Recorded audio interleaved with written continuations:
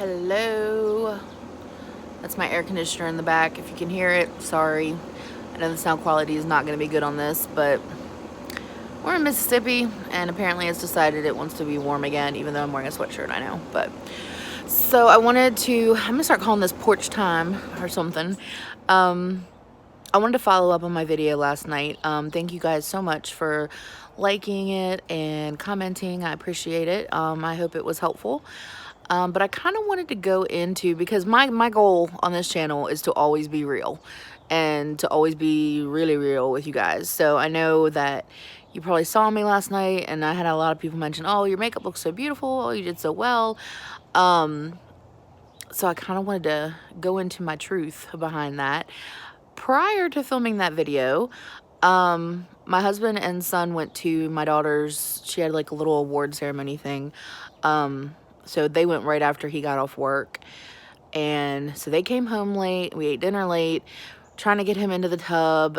Then my mom drops my daughter off, and so then it's hectic, and the kids are crazy, and my husband was trying to fix the lights for the YouTube thing, and I'm trying to put on makeup, and my hands are shaking, and I was stressed out, and we had like halfway through, Larry was just like, do you just not want to do this tonight? And I was like, no, I want to do it. I'm going to do it.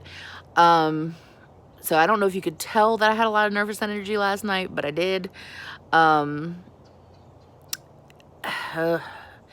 It's just, I get that. I have that all the time. I have nervous energy all the time. A part of my body is always moving.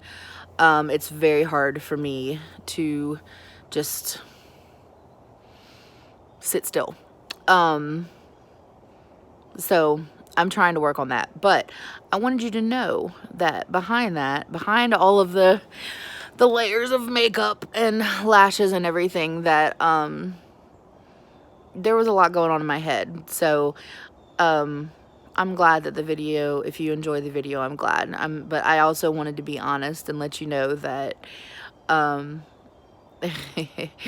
it was a real struggle to get it put up, and that's part of the reason it got put up so late. I forgot what I was gonna say. Does that happen to you guys? That happens to me all the time. Like, I have something that I want to say, and as soon as I go to say it, I'm like, and it's gone. I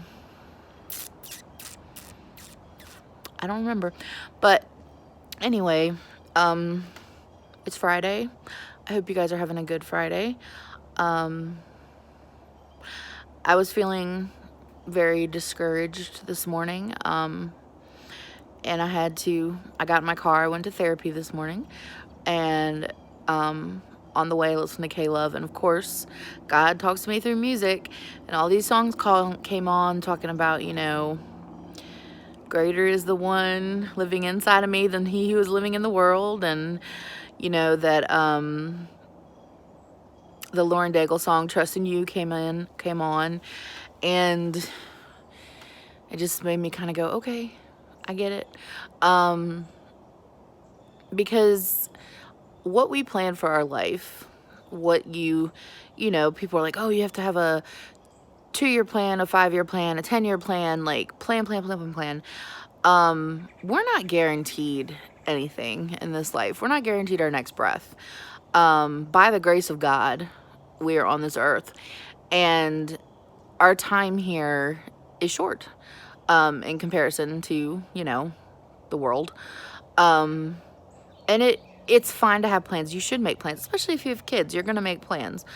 But you can't. I think, I guess part of my struggle has always been that I try to fit my plans into God's plan, and when you do that, you fail every single time. We don't know God's plan. We don't know for ourselves or for the world, or for, you know, what the greater plan is too big for our mind to comprehend. And that's okay. You know, some little tiny thing that you do might have a huge difference and a huge impact on something later in your life. And if it does, awesome. If it doesn't, that's fine too. You don't know those things. You know, when I was 18 and went to college, I wanted to be a set designer, and I wanted to work on Broadway, and I moved to New York and did all this stuff, and that didn't work out, and I ended up in Mississippi, which is somewhere I never thought I would live. But if I hadn't moved here, I wouldn't have met my husband. I wouldn't have had my kids. You know, and then I got into finance, and I was like, okay, I'm going to be a financial manager, and bring him all this money, and it's going to be awesome, and we're going to be secure. Because for a while there, after my child, I didn't work for a while, and because she was 7.5 weeks premature, so I stayed home and ran out of FMLA and just decided to stay home with her for like 2 years. And got into finance. I was in retail for a long time too, and just, you know, be the best, move up the ladder, move up the corporate ladder, make more money, all that stuff. But that wasn't God's plan for me. God doesn't care how successful you are in your job. God doesn't care how much money you make. It's not of importance to him. The happiest I think that my family has been was when we weren't financially secure and we were trusting in the Lord to make it every day. I went 7 months with no pay between quitting my job with the financial company I worked with and getting disability. We went 7 months, and God provided. I kept tithing. I tithed to K-Love. I don't think that you necessarily have to tithe to a church. I think it is important to tithe though, because, but really do your research and tithe to something that you are passionate about and something that you believe in. I tithe to K-Love because God has helped me through music, has helped me realize things about myself, has given me revelations through music and through K-Love. So I choose to give my money back to him that way because they help me, and I think they help a lot of other people, you know, more so than a church where I'm not sure where that money is necessarily going or anything like that. But we were faithful even when we didn't have a lot of money, and we were okay. Somehow we were okay. And I think being able to take that blind faith, that blind step, is so important, because it's really hard. It is extremely hard for me, at least, to be able to completely, you know, this is what I was going to say. This, you know, we put our trust in people. We put our trust in the government. We put our trust in the house we live in. And we put our trust in our next breath, that we're going to be able to breathe in oxygen, breathe out carbon dioxide, and continue to live. We trust all those things. Yet for some reason, we, or at least I, find it very difficult to trust God. Think about that. I trust my car to start. I trust my driving skills to take me from point A to point B. I trust people to watch my children during the day and to teach my children. But I don't trust God's plan for me all the time. And when you look at it like that, it's humbling. You know, all of those other things are not guaranteed. But God's plan is guaranteed. It's there. God knows where he wants to use you, where he wants to put you, is if you open yourself up to that and say, okay, here I am. You know, that Ocean's Deep song where it's like, you know, you have to have faith that the further you step in, that God's going to keep your eyes above the water, keep your head above the water, no matter how deep it gets.